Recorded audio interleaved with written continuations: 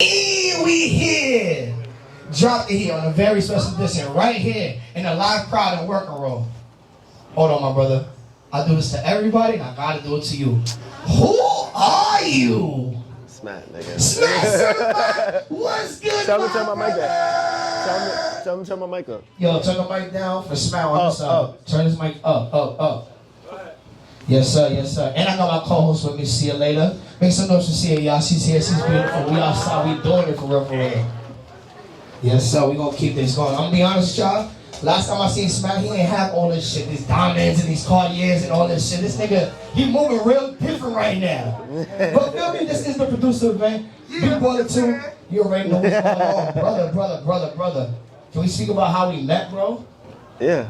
I'm not gonna lie, when I first heard about you, your name was all over in Harlem. You was working with people like Neat Bucks, you was working with almost everybody that you could know, and then you just disappeared, bro. What happened to you, bro? How you stepped into the field of making beats? Disappeared after Neek? Yeah. Neek was one of like the main artists I was working with, and then you know how New York got like waves where, so let's say there was a Pop Smoke wave and there was a K-Flock wave. Now it's like a Cash wave. I never really tried to like be a part of the wave, and it was like a limited amount of artists I could work with that would like do the beats that I do. Yeah. So that's why I was like, after me and Neek had dropped an album called Neighborhood Hove, and I had did like 13 to 14 tracks on there. After that album, I was just stuck because everybody was pop smoking and shit out of New York. I ain't do no drill beats or none of that, so. Okay, cool. And I was gonna ask, you can lower my mic a little bit. I was gonna ask that also. I hear you have a lot of differentiations with beats and everything, bro. But before we get more in depth with that, my co-host, I want to introduce my co-host again. This is See You Later. I'm be honest with you. You guys know each other prior to this, man. So that's why I wanted to have her here so we can all talk together, bro. So, see, is there anything you want to say? Yeah. So me and Smatt know each other because we from Queens, by the way. I know it's a lot of people not ain't from Queens. But we'll take y'all down, honestly. That's where we're out. I don't know. But we met. I just wanted to, we met during BBE. Yeah. Like, what's up? I used to. So that's like a funny thing. Back in like 2014, 2015, when I was like 14, 15, when that double tap, I was one of like the main reasons why double tap was a thing in New York. What's that again? Light? What's Jersey that? Club. Oh, okay. Jersey Club shit. Like I know y'all know the Lights remix. I made all of that. Like 2014, 2015, I made everything. So BBE, I know everybody know the BBE challenge. Do y'all know the BBE challenge? Oh, okay. It was me and one of my other friends. I don't know if y'all know their names, but I know them as Marcus and Lance. Me and two of my friends really brought that shit to New York. Oh, wow. Like we were the reasons. Okay. Cause after Lance had made the BBE challenge, and after that, that's when that shit just got global. And you know how that shit is. Niggas in the Bronx is doing it, everybody in Brooklyn is doing it, but we really like, nobody, at first, I remember there was days when me and them was really posting the songs and nobody really cared about it. You know how that shit is, and then just one day that shit just blew up, it was just me and them. Right. Now, What made you change from Prodigy to Smatt? Like, what's that about? I felt like, so back then my name was Prodigy too. I felt like too much people was Prodigy. Okay. Like I spelt it different, but like there's like a million Prodigies, and then where I'm from, everybody called me Smatt. Mm-hmm. Like everybody I grew up with, they called me Smatt and just stuck. And then me and my friends, when we were growing up, we made like a group called Certified Money, so that's how Smatt Certified came about. Oh, okay, so it's like just me and my group of friends. Say less, is that where the Monopoly sign came from? I remember when you first started. I used to do shit like I used to try to like find my own swag. So like my drop is Smattless kind of Confetti. So I used to think about like I should just do the Monopoly thing and try to like switch it. I used to like try to Photoshop it myself. I put a cash in his hands, and I like it was just me. Like I was trying to like use that as my trademark. But as I got older, I'm like Monopoly gonna sue me, bro. I can't. Okay. So I hear that I love your Smack just kind of Confetti. I love the it called, producer tag? Yeah. I love the producer tag, but I noticed like a lot of people that's in the industry that use your beats now don't be hearing your tag, but you got all the credit, bro. So how does that shit even work in the industry for people who don't know? I have conversations like this a lot with like a lot of different people. It's a personal thing. Like I don't have a problem putting my tag in there, but it feels better knowing that I made a song. I could be in the club right now and nobody knows I made this song, but just watching the reaction of everybody just going to the song that I made, and only like whoever's with me know I made the song, that's like a better feeling than knowing like hey, that's my name. Like, you know, it's like over time, certain songs too, you don't really need a tag. You know what I'm saying? Like, I got to the point, it's like certain songs I wouldn't even, so I made Little Demons. Like, a lot of people tell me I should have put my tag in Little Demon, but it's like, if you listen to that song, it's like, what you need a tag for? Right. You know what I'm saying? It's like, it's hard anyways. It's like, I feel like, and it's more genuine too, if I'm making a bunch of beats and a bunch of placements are coming out, my tag is not on there, and then people actually know who I am and what I do, that's like genuinely them actually wanting to find out. Rather than the tag, I got my name on the chain, like, you know? Type shit. You don't want to watch yourself out either. What makes your production set different from others? Like, what makes you stand out? Obviously, you know. I wasn't like, I didn't grow up around music, but like music was my thing. So first I was a DJ. Right. So like I one thing that made me love DJing was like watching the reaction of the crowd. Like I had like a big passion for like controlling the crowd. But then I was too young. You know how that shit is when you're like 13, 14 DJ and people coming up to you too much. So I got tired of that shit. So then I just started doing the Jersey Club shit, got on that. And then now I'm making beats. And then what made me stand out now is like I'm diverse. Like I'm not like one track minded. Like I'll sit here and make some EDM shit. You know what I'm saying? I'll do some EDM shit and then like I'll just mix everything that I know and what I like into my beat. So it's like majority of my beats I make is not on what somebody likes, so it's what I like. Alright, so for claiming that, bro, did you have to leave New York to see that New York is in a box when it comes to the producer shit? Yes. Please, bro, can you explain that a little bit? Because everybody making the beats that sound like this. It all sound the same shit right now, bro. So whenever I go to LA, whenever I go to Chicago, I always hear new shit from different producers. Like a box over here, bro. Did you have trouble with finding new sounds when you was younger? No, because I Hold on 1 second, bro. I'm not gonna lie to y'all. Let's keep all the same respect. Let's all have the same respect to each other, y'all. We have somebody on stage. We got a legend on stage. Come on, let's do this. I feel like that was one idea I had. This shit tweaking. This is one idea. From young, I always had like more smartness for music. What I mean by that is like I understood that concept early. Like I seen how much like if somebody does something great in New York, a majority of New York that also does music, they do the same thing. You can't, like, one of my biggest things, funny as shit about Southside, I met him in 2021, right? Funny as shit, in 2016, 2015, when I was like 15, I'll never forget, I commented on one of his, I had DM'd him. I was one of them. It's a story, y'all. I was one of the kids, it's gonna make sense though, I was one of the kids that was DM'ing him every day, like, yo, listen to my beat, listen to my beat. And then one day he posted when I DM'd him. And I just commented like, nigga, I know you see my shit. He commented back and said, you said what everybody else said. What makes you stand out? And I swear to God, I always say that to everybody now. It's like, one of my biggest things was standing out. You can't try to be like everybody else because whoever started that is getting more of the attraction that you would like, and it's gonna make it harder for you. Right. So you gotta be yourself, and that's what. I didn't even know that. Yeah. But you just gotta be yourself. Like when you be yourself, that's how good music comes out. And I'm gonna be honest, I'm just gonna keep it blunt. If you being yourself when people don't fuck with it, it's like you can't control that. It's just try your best. Like, you know, you can't try to be like somebody else and hope people gonna fuck with it. Cause if they do, it's not gonna last long. They always gonna fall back on work. So I'm gonna give a perfect example. Like Cash is one of the biggest artists in New York right now. You can't be making a bunch of Cash music. This is for rappers too, and expect everybody to give you the same gratitude like they giving Cash. Because at the end of the day, Cash is the one that started it. So when the wave dies out, Cash is still gonna be the one that still got the wave. Yeah. Like, you get what I'm saying? Yeah. I love to hear it. Take notes, y'all. Take notes, please, please. So when you step out of your lane, bro, because I remember when I was, matter of fact, fuck all that. I'm talking about BET Weekend.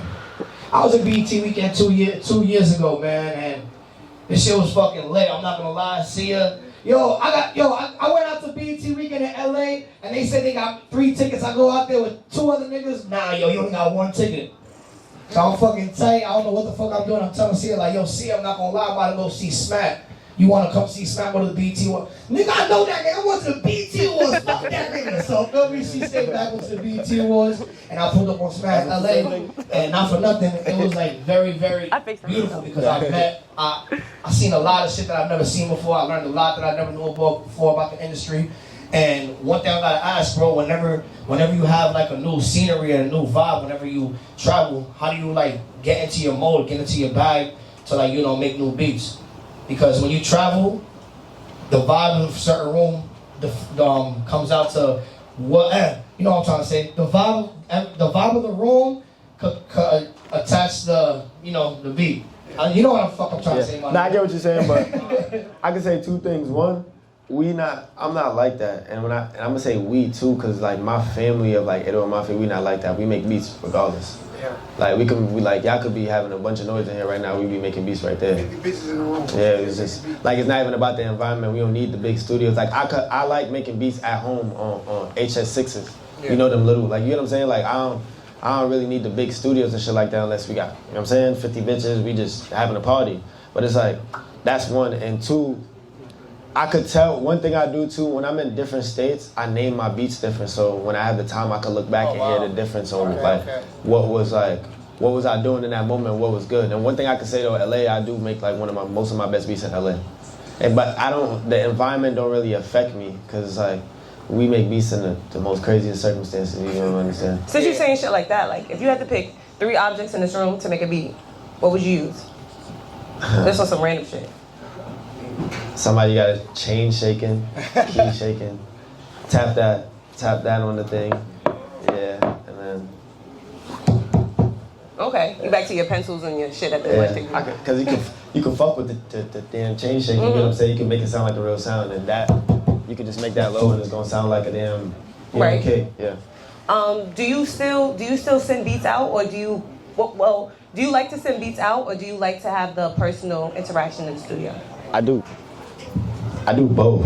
Like it's not like a big preference where it's like I do both. Like whatever I gotta do, I do it. So like if I gotta send beats right now, I'm gonna send it. If I'm not there, I'm still gonna send beats. If I'm able to be there, I'm gonna be there, but I still send beats. When I leave, I make beats so I can send beats. Okay. Like regardless of what, it's like I'm gonna do whatever to get the beats there. How frustrating is it to like, you know, having to scrap a project after you work so hard on it? You know, shit might never come out. You know, you got thousands of thousands. This nigga showed me some unreleased shit that's still not out, and I don't know if it's ever coming out. So like, how frustrating is that? Tell the truth. We were. Don't lie, tell the truth. I ain't gonna lie, that shit do be pissing us off, cause it's like it's a lot of time being spent. So I worked on like a real particular album for like 2 years, and it's like, you know, 2-3 years on one album is ridiculous. Yeah. You know, but at the same time though, being with him, he like, we do more than one thing at once. So it's like we be working on 5, 6, 7 different albums at the same time. So it's like as much as we complain about this album fucking up, we already doing this shit too. And if that fuck up too, it's fucking, we already doing this. So it's like a frustrating thing for not that long, because we still have something in the background. So we don't, like, you know what I'm saying? We don't do one thing at once where it's like, damn, we just locked in for 2 years, now we ground zero. It's never ground zero. Like we just, you know, we try to do everything. Okay, so how do you ensure balance between your signature sound and what an artist wants to sound like? Because I know one time I was trying to make music, and I'm with the producer, and he's telling me to punch in here and no, do this, and I'm like, what the fuck is this nigga talking about? You know, you come to the studio, you think you know everything. So how do you balance the creative process with the artist and your creative process? I started doing this shit where just recently I started doing this shit like if I gotta send beats to somebody that I'm not familiar with their music, I'd have them send me like 5, 6 songs that they like the most. You get what I'm saying? So it's like I could get, like one of my friends right now, D, I did that show and I had him send me like 5, 6 songs, and I heard like what he liked, what in my opinion, what he sounded the best on. It's not what they like. Like what I feel like they sound the best on, that's what I try to feed them. You get what I'm saying?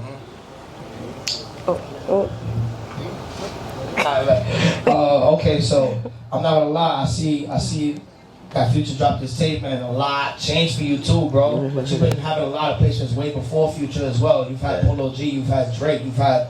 How does this feel when all of this is coming at you at one shot? How do you sit back and be like, hey mom, I got a song with Drake? How do you do that? I got this habit. Southside used to say this shit too. Like I got this habit where like I be excited for like 5 minutes, like 10 minutes. Like it don't be no like I'm excited for like 2-3 weeks. The only thing that had me more excited right now is Pluto album, and it's not even just with the fact that I have a song with Pluto. It's like a dream come true since I was like 14. Like I used to tell myself growing up, like I'm gonna feel like I did something if I have like a placement with Future or Thug, not a feature, not them, you know, like an actual song with them. So it was more like a childhood dream. It wasn't really like you know. But I be having this thing where like I'd be excited for like 10 minutes. Yeah, like when Mixtape Pluto dropped, I played that shit back to back for like an hour, and then it was just like I woke up the next day. On to the next one. Yeah. All right, say less. So speaking of Future, how is it like working in the studio with him? I'm sure we got a lot of fans here, and it's like. That's confidential. Too much stuff going on. Oh, okay, my bad. It's a lot. Okay. We work hard though. Like I can, you know, we work very hard. We be in the studio till 12 p.m. We got there at 11 p.m. No, the day before. Right. You feel what I'm saying? And we 12 p.m. There's times just the other day we went home, fell asleep, woke up. He got a phone call. Everybody's still there. Wow. We had like our whole new day started. They still. You know what I'm saying? Like it's just they work hard. Like I like that. Is it important to be around people that all have the same work ethic? Yeah. Like how important is that? Because when you invited me to the crib in LA, everybody was on a laptop. Everybody was on a laptop. One nigga was smoking. Feel me? So how important is it to have the like-minded individuals around you? It's very, very important because if you have people around you that feel like they have that mindset but their actions don't show that, and you are like progressing and they're not, it's like that could bring like a lot of problems with close friends, or that's just like the main problem. Like you gotta have people around you that got the same work ethic, because at the same time it motivates you too. Like it's like a motivation. So it's like, let's say I slacked off today and I woke up, he probably just made 50 beats today. So now tomorrow I feel like I gotta make 50 beats too, because something just made 50 beats yesterday. Yeah. You know what I'm saying? But it's like, it's not a competition. It's at the end of the day, if you look at it in a way, it's fire. Because he just made 50 beats yesterday, I made 50 beats today. Then somebody else in the room, they gonna wanna do the same thing, even if they can't, but they gonna try their hardest. If you're around people that's just like, you're the only one in the room that got that work ethic, it's gonna be easy for you to slack over. You know what I'm saying? Because now it's like, you outnumbered, there's 8 people in the room, you the only one that wanna do something productive.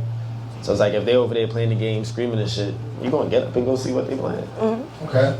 And can you talk about how it is having multiple producers on one beat? Some people think that's cool, some people think that's not cool. That shit is not you feel cool. Me? Can we talk about it just a little bit? What you say? That shit is not cool. How that's not cool? Everybody in New York do that. All the producers, there be 5 producers on one beat, 4 producers on one beat in New York. That shit not cool. What's the word? that shit not cool, because when it comes, like, it's 2 things. Like, one, the business side.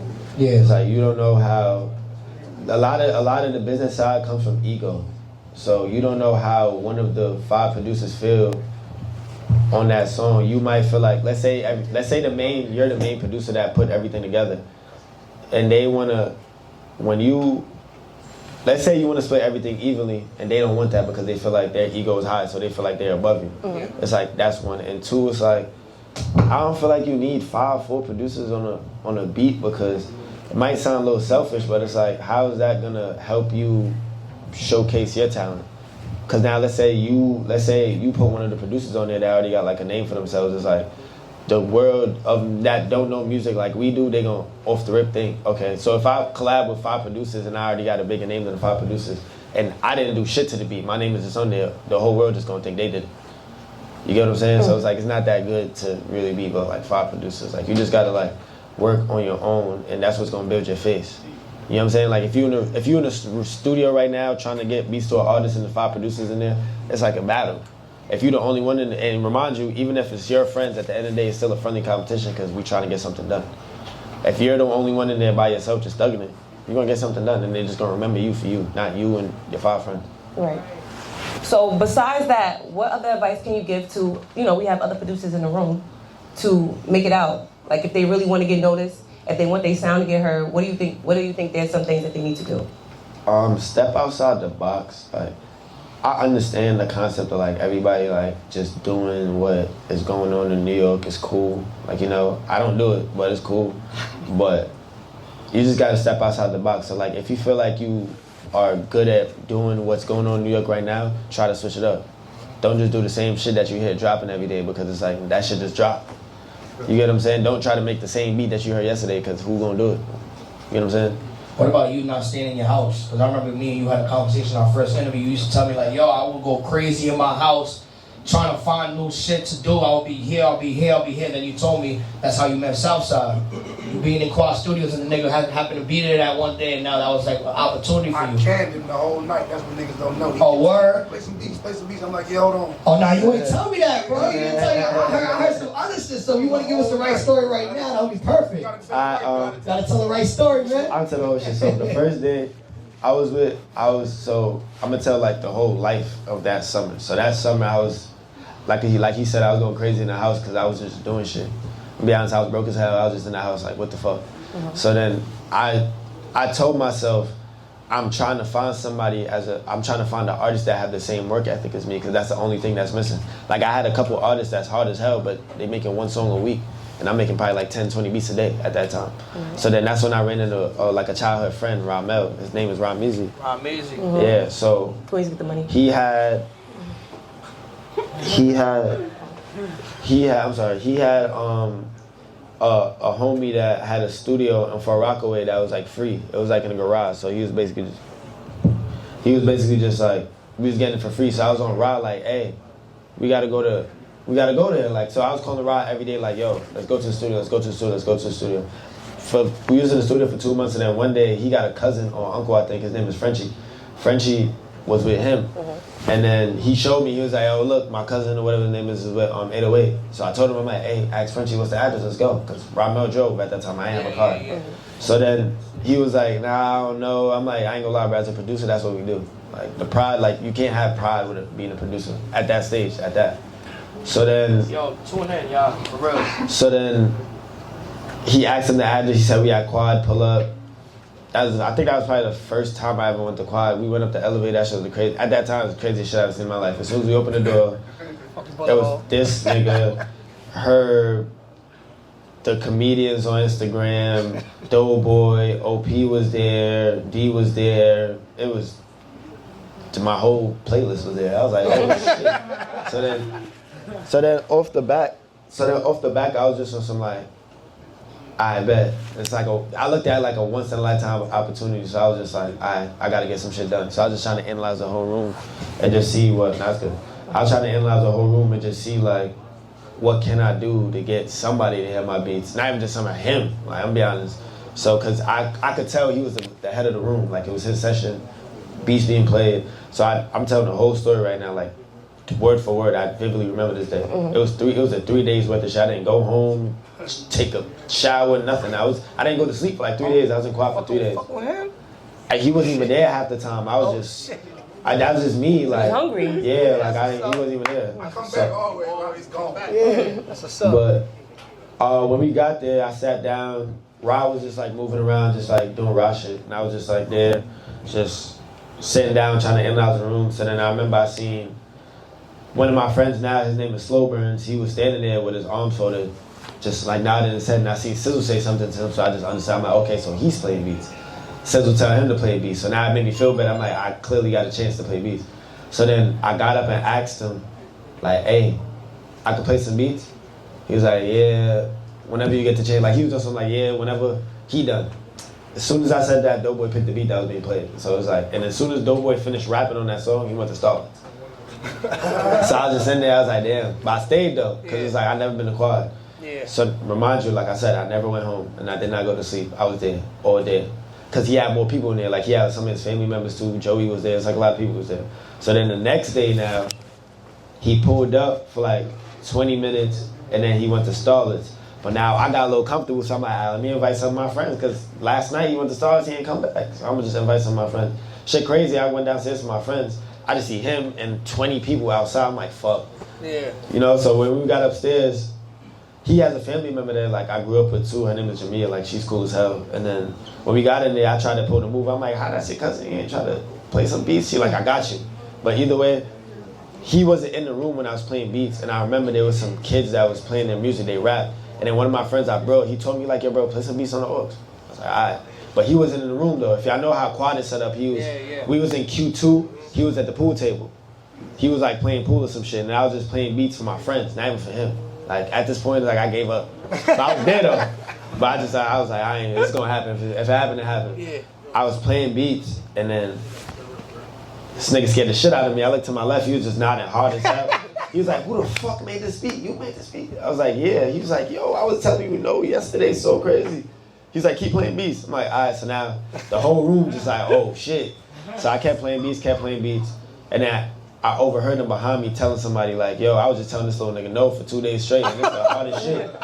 He's like, this the hardest shit I heard in a million years. I was looking to find somebody like him, and it's just right here. Yeah. And then the other person started laughing, I looked, it was Offset. So I was like, oh shit. So then whatever beat I was playing, Offset rapped on it. Me and Offset was talking, he took my number that day, and then from that day, it was just, we was locked in. Like, I never left. So that was like the second day, so now the third day I was in that bitch, and then it was like third day in the morning. Like I said, I was broke as hell, so I couldn't even afford an Uber. I was gonna take the train. But I just felt like I accomplished something, so I could go home, take a shower, come back. It's 10 in the morning, I'm walking. Usually he comes to the studio at 12 a.m. It's 10 in the morning now, I'm walking out, he walking in. He like, where you going? I'm like, to go shower, nigga. He like, Polo just hopped off the jet. You can't. Polo's on his way here right now. We about to work on his album. And that was the day we really started working on Polo's album. And then he went to Cali. And then 2 months went by. A lot of my friends, Ramel and them went to Cali, you know, but I was poor. I'm gonna be honest with you. So I was like, I used to tell myself, like, I can't be mad at somebody else that I can't afford to do what they're doing. Right. So, it's cool. 2-3 months went by. I saved up $600. The flight was $450. If y'all know California, one way is $450. 3 months, 5 months, that bitch is $450, bro. Yeah.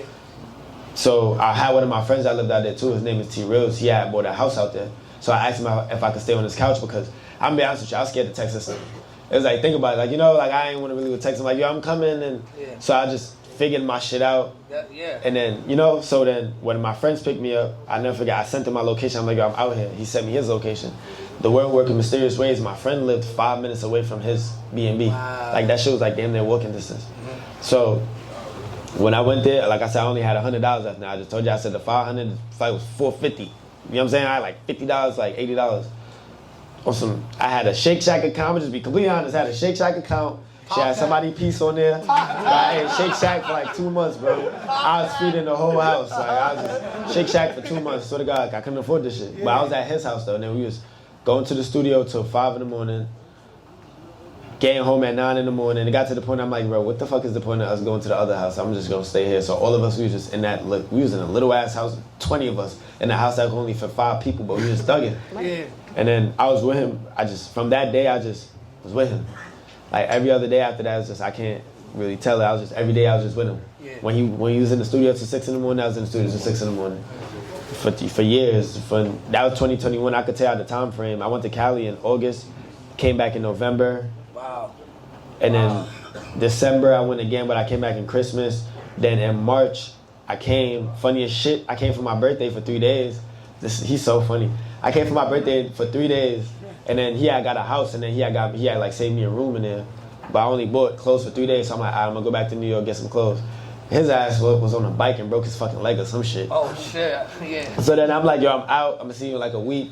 He was like, where you going, bro? You gotta go to sessions. I can't go nowhere. My foot broken. But I was stuck in Cali for like 5-6 months.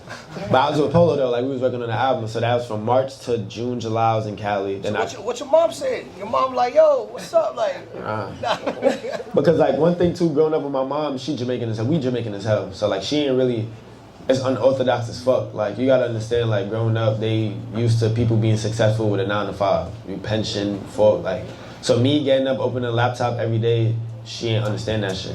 But once I started going to Cali, the first day I flew to California, she called me crying. She was like, "Damn, you going across the country out of that?" I'm like, "Yo, bro, chill." But then she understood it when she seen how serious I was. Like that, I feel like that's one thing that producers go through a lot too, having a family believe in them. Like family you can't do things to have your family believe in you. You just gotta like be serious with yourself. That's one thing I learned with my mom, cause my mom was strict as fuck. Like growing up, she wasn't going for none of that shit. Mm-hmm. But I just had to like put my foot down, cause this is what I really wanted to do. Like I dropped out of LaGuardia. I promised her, I'm like, yeah, I'm gonna go to a trade school. I said, fuck that shit, I wasn't going to no trade school. So I had to like show her how serious I was, and then she understood. You talked about Polo G. Can you let us in on that relationship? I know y'all from different places.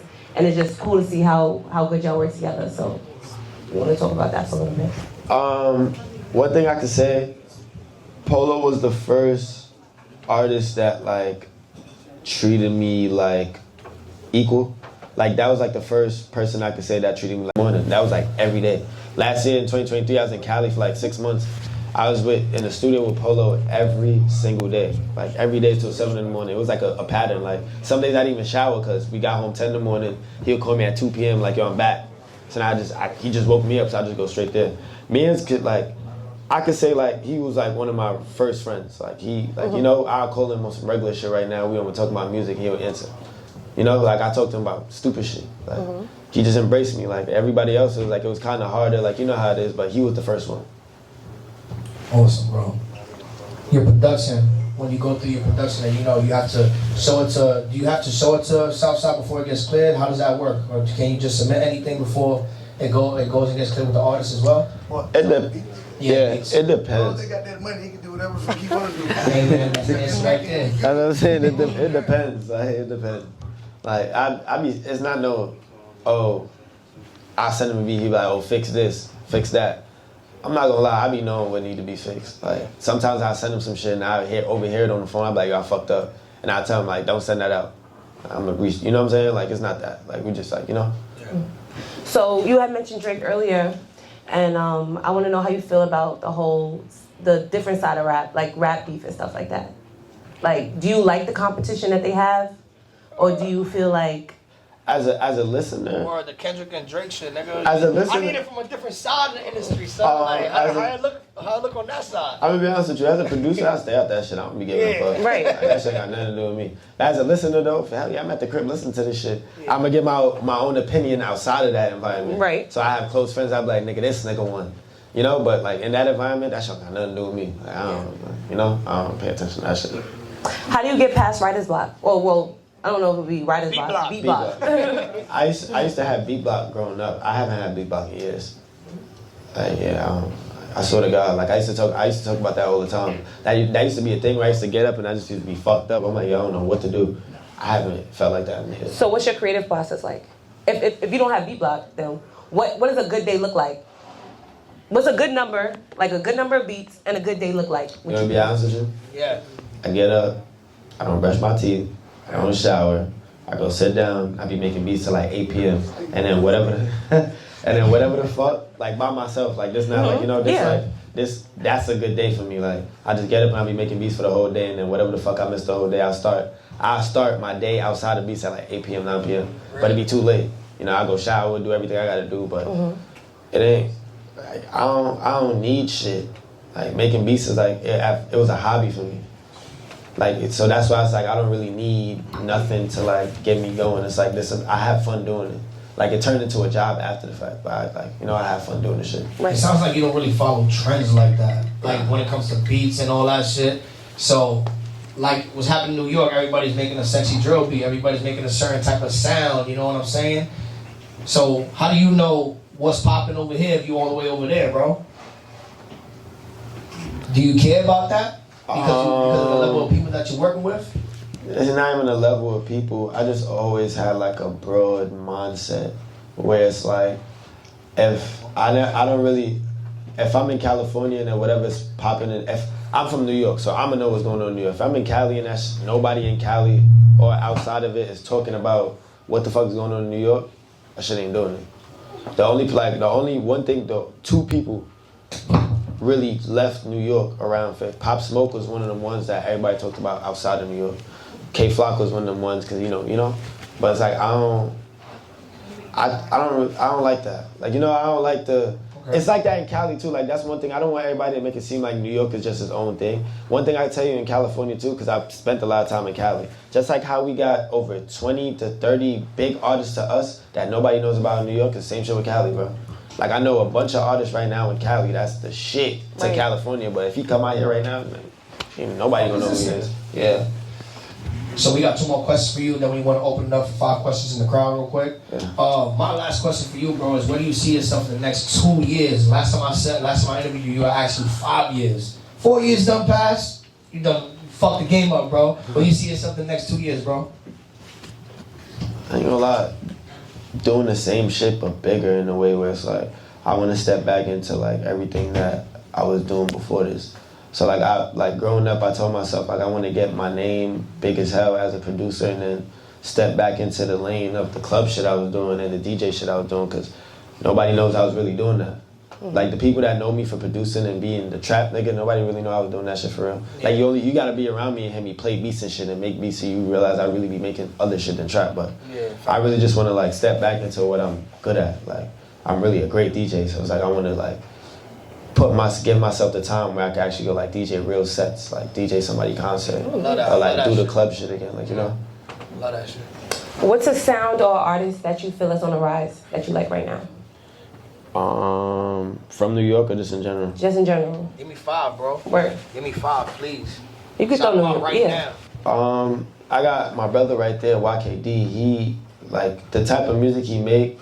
It remind me of when me and Neek was locked in. Like still to this day, like I come to New York, bro, I be in the house because who the fuck I'm gonna work with? Everybody sexy drilling the shit out the world. I make 10 beats a day. I only got about 3 sexy drill beats in total. Like D, like he give me that vibe like Neek again, where it's like I could send him the real shit that I can't send nobody else, and he'll do it. And I say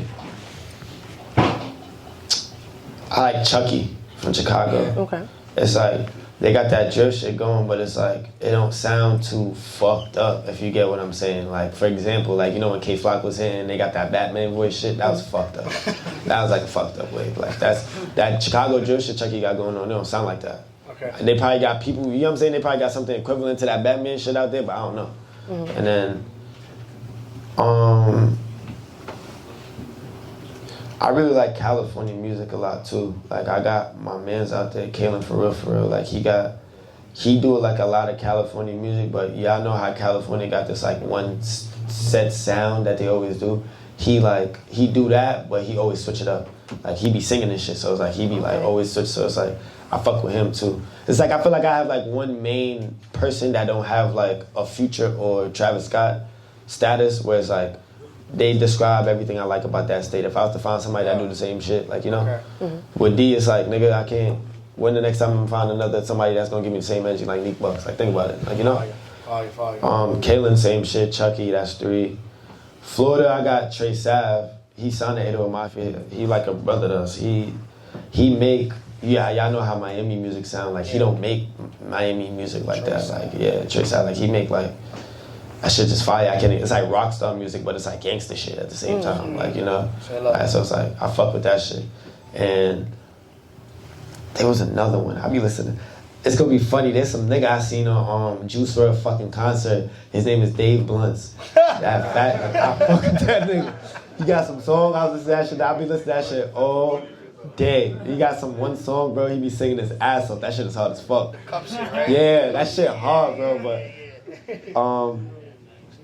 and Skrilla. Yeah. Skrilla hard as shit. It just sold out today. Skrilla hard as shit. Love that. Say less, bro. Say less. So I don't want to take too much of your time. Anybody from the crowd want to ask a question? We got time for like 3 questions. Feel me? I got you right now, my brother. Pull up. Hold on. Say your name and everything, bro. My name is G-Boy DZ. I'm an artist out of Brooklyn. Alright, so you mentioned that you haven't gotten beat block in a couple years, right? What would you say is the difference between before and now? Like, what's the inspiration? I got comfortable with myself.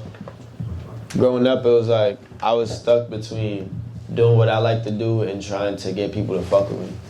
But it got to like, I swear to God, a year before I met him, I never forget, like it hit me. I'm like, bro, I don't give a fuck about what nobody think. I'm about to just do what I gotta do. And that's how I met him. Like, shit's so crazy. Like, I stopped giving a fuck to, you know how, like, as a producer coming up or artist in general, you got, like, a set goal? It got to the point life was kicking my ass. I ain't give a fuck about the goal no more. I was just making shit. It's like, yeah. Say your name and What's the word, Smatt? What's up, bro? Who is Tay? I go by, I'm from uptown, the Bronx. Yeah. I just wanted to ask you, how do you stay, like, refined and grounded after, like, being through so much and just your life changing, and it feels like overnight, but it was really like real hard work. But how do you just stay grounded and not big headed? I can say one thing, I still be stressing. Like he be telling me sometimes too, like, bro, what are you stressing for? Like, cause the one thing about me, personally me, I just like, I don't know, like just little shit just always like stress me out. But I just be remembering like the real goal. Like, you know, like one thing I say too, when I just told you I'd be in California for like 5-6 months, I'm gonna tell you how I be thinking. Like, I'll go be with him and I'll see some extravagant shit. We be in fucking strip clubs, he throw 50,000, I'm seeing all this, but I still come back home to Queens and I get reminders of like what my environment is. Like, a lot of people get stuck in whatever environment they are in outside of the shit, but I be having to tell people like, you still got a home. And whatever the fuck is going home is, you know what I'm saying? So it's like, that's what kept me real grounded. It's like, yeah, I'm with this nigga, he throwing 50,000, we in this shit, he buy me a great fit, we with hoes, we doing this, but when I go home, my mom's still fucked up. I still gotta help her with rent. So that's what really kept me grounded. It's like, you just gotta remind yourself where you came from. Like, still to this day, it's like, you still just gotta remind yourself, like, you're not done yet, because you're still working, you get what I'm saying? We got time for one more question. Anybody want to ask questions? Smatt Certified. One more question. Somebody over there. Oh. At all. Somebody over there. I better pull up, bro. This shit don't. It's not a wireless mic. Slide. State your name and ask a question. Pull up, bro. Don't be shy, gang. Motherfucker. Dust. What's up, man? What's up? How you know me? Oh, my son Lugo. What's up? How the fuck you know me? Word.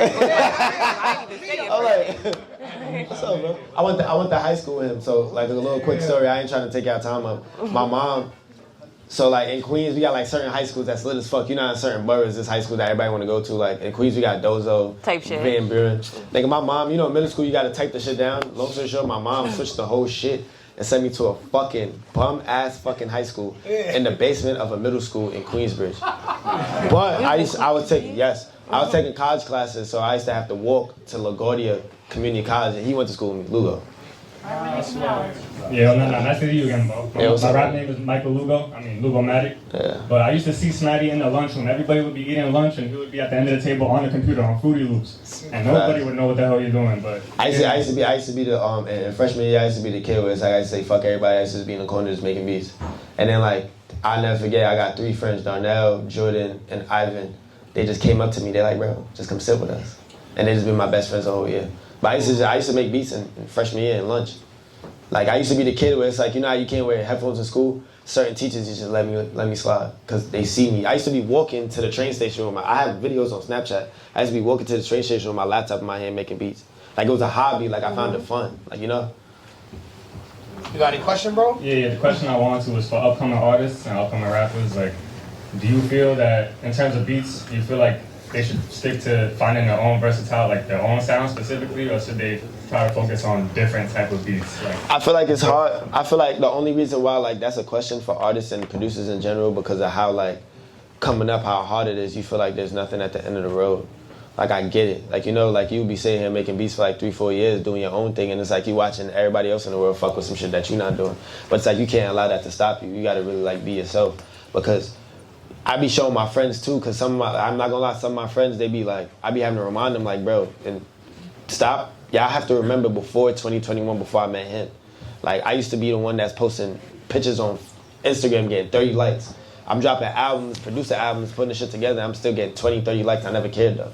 Like I was just doing it and it got to the point, that's why people respect me so much, cause, you know, because I wasn't the kid that was like prideful. Like that's one thing I would say, you can't have pride with this shit. Right. Like you really just gotta be yourself and people gonna respect it.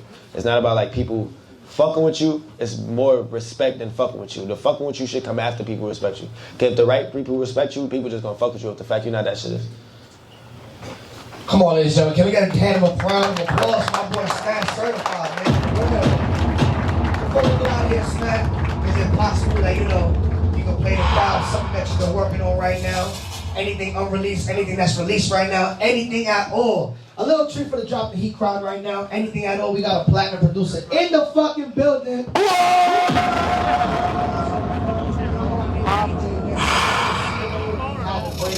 I got the old one too. So we're gonna keep this going. For real. Oh my God, it's time, y'all. It's time. This is some unreleased industry shit, my nigga. No cap. It's time. Smatt, let's do it. Let's count up some funny. Nigga take it mad long. Got you right now, boy. Hold on. Nigga take it mad fucking long. I know what I'm finna play. Yo, this nigga. Beats me. Pardon me. Pardon me.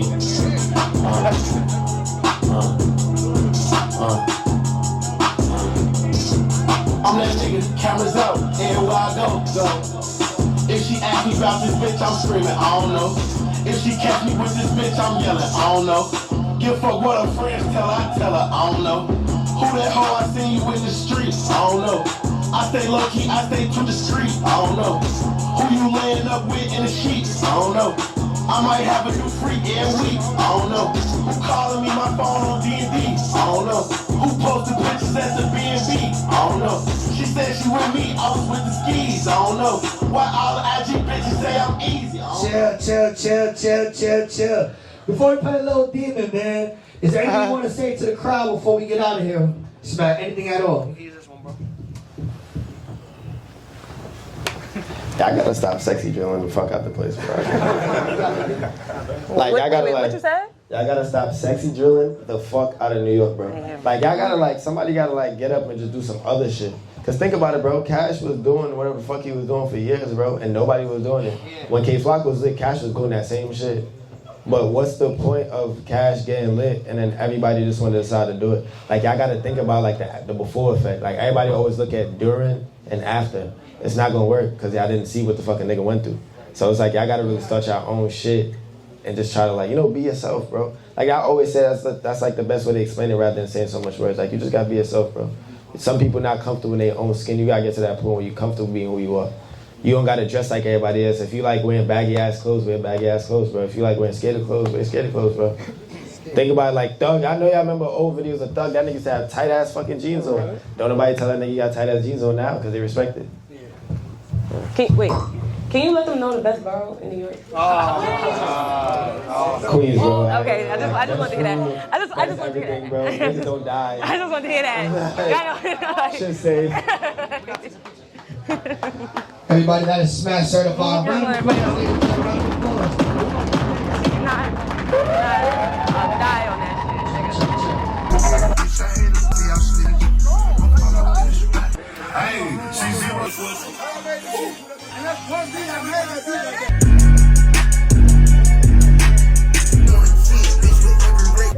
You babysit. Shut the fuck up. You overly babysit. You had your little cup for an hour, bro. That motherfucker like for an hour like this.